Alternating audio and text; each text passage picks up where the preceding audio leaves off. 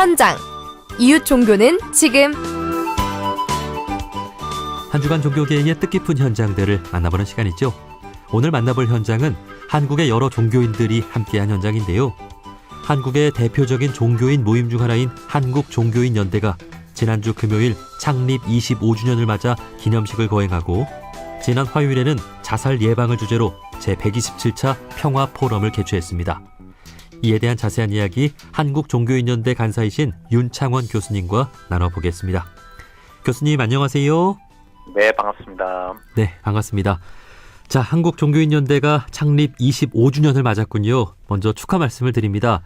자, 한국종교인연대 잘 모르시는 분들을 위해서 간단히 소개부터 해주실까요? 네, 아마 그 한국종교인연대라는 그 이름이 낯선 분들이 많으실 텐데요. 한국에서는 URI 코리아 이렇게도 주로 불리어지기도 하고요. 이게 이제 1995년도 유엔에서 창립 50주년 기념으로 세계 종교 연합 발기를 추진을 해서 샌프란시스코의 세계 본부가 1995년도에 만들어졌고요.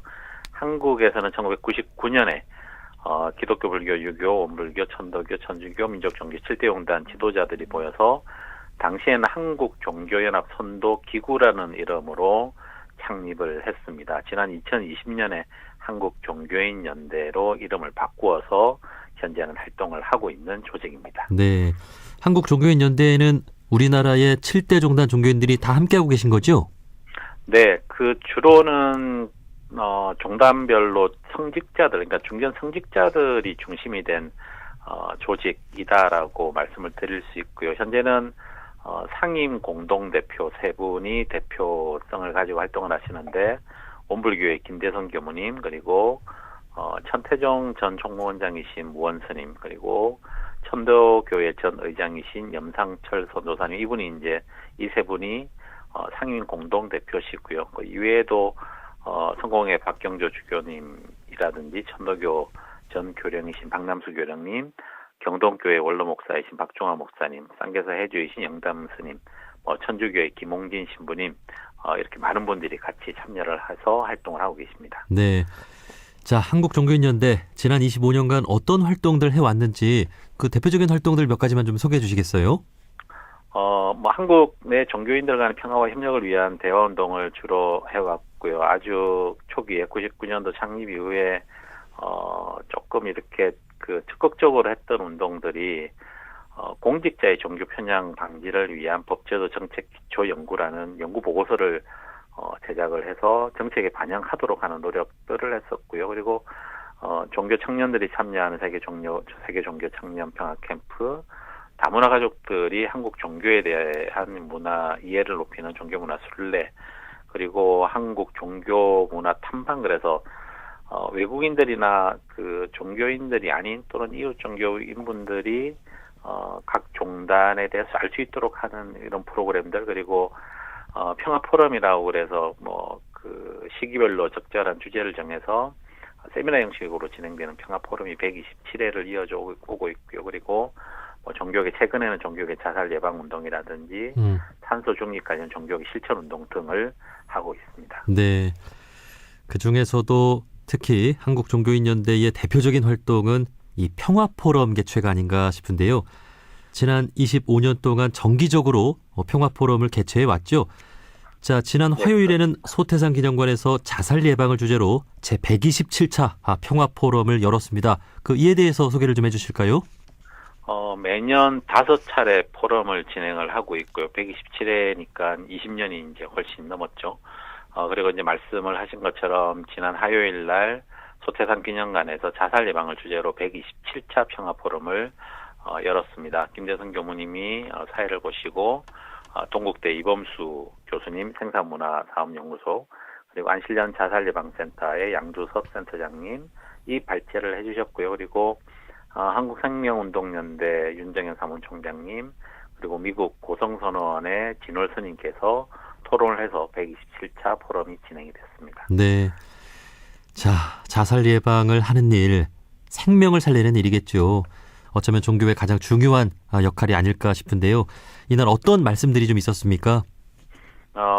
그 이날 포럼에서 그 종교계가 좀 더 막중한 책임을 가져야 된다라는 말씀들이 많았습니다. 종교가 가지고 있는 종교 공동체성을 잘 활용을 해서 사회적 지지라고 하는 틀에서 이게 이제 개인의 문제가 아니라 우리 사회적 책임에 대한 뭐 종교의 역할들에 대한 말씀들이 많았었고요. 가령 대형 종교 시설 같은 경우에는 자살 예방 센터를 뭐 설치하면 좋겠다. 그리고 아무래도 이제 지역에서 중요한 역할들을 종교 기관들이 하고 있으니 지자체와 연계해서 자살 예방 사업들에 종교계가 좀 더 적극적으로 나서면 좋겠다라는 말씀들을 해주셨고요. 그리고 이제 종교 단체별로 또 언론들이 있지 않습니까? 우리 원방송도 아주 중요한 언론인데 이런 종교계가 가지고 있는 언론을 이용해서 이 자살 예방들을 조금 더 이렇게 알릴 수 있는 캠페인부터 시작해서 또 이런 것들에 대한 또 의지를 함께 모을 수 있는 계기를 좀 많이 만들면 좋겠다라는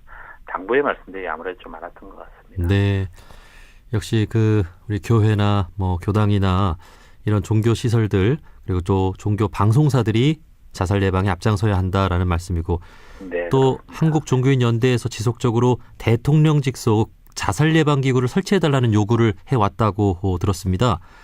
자살 예방을 위해 역시 그 정부나 지방 정부의 역할이 또 중요하다고 보시는 거죠?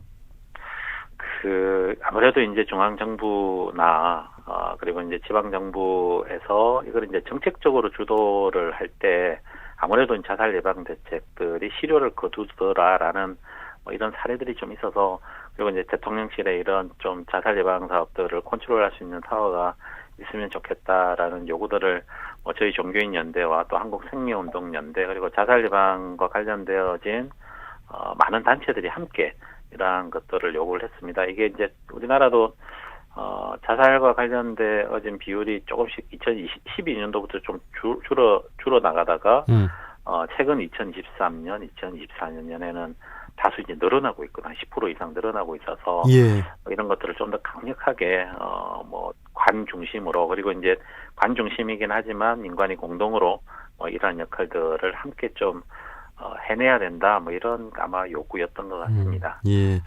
우리나라 자살률이 조금씩 줄어들다가 지난해와 올해 초에 네, 잠깐 이렇게 는 이유는 뭘까요? 지금 분석하기에는 이제 코로나로 인한 뭐 여러 가지 어려움들 그리고 이제 특히 이제 20, 30대 자살률이 좀 높아지고 있는데 이게 이제 사회적 지지에 대한 문제 그리고 사회적 보호에 대한 사회적 보호에서 좀 더 벗어나는 데서 오는 이런 무력감들이지 않을까라는 생각을 하고 있습니다. 네. 그래서 이제 정부에서도 마음 건강 지원 사업 이게 이제 또 내년부터 좀 진행이 되죠? 네네, 아마 그런 일일 겁니다. 뭐 아무래도 뭐 자살까지 가지 않더라도 뭐 여러 가지 이제 마음 회복이 필요한 우리 사회의 여러 모습들이 있으니까 막 이런데 이런 마음 건강 프로그램이라든지 뭔가 마음 회복을 할 수 있는 뭐 여러 가지 이제 정책적인 지원을 하고 있는 것으로 알고 있습니다. 네, 일본도 과거에 자살률이 높았는데 여러 정책을 통해서 자살률을 좀 줄였던 사례들이 있잖아요. 네. 올해 일본 종교인들과의 대화를 통해서 일본의 자살률을 줄인 또 노력에 대해서 들어보는 시간도 있었던 것으로 알고 있습니다. 앞으로 우리나라가 또 어떤 부분에 있어서 또 노력을 좀 해야 될까요?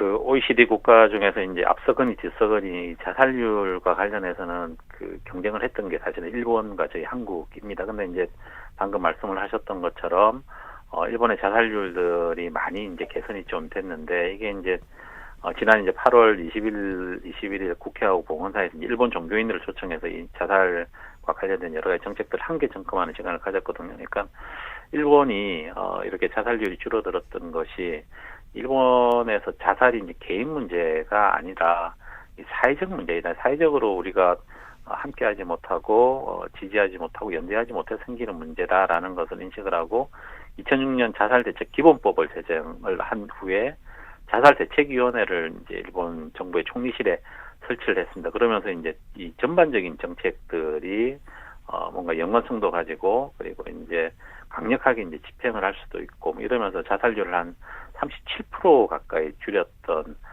사례가 있었고요. 이후에도 이제 이런 자살대책 긴급 강화 기금을 조성한다든지 그리고 민간 주로 종교 기관들과 협력을 해서 독립형 자살 예방 센터를 신설을 한다든지 하는 이런 좀 다양한 정책적인 활동들이 있었습니다. 아마 그런 부분들이 우리가 앞으로도 좀 이렇게 참조를 해야 되지 않을까라는 생각이 듭니다. 네.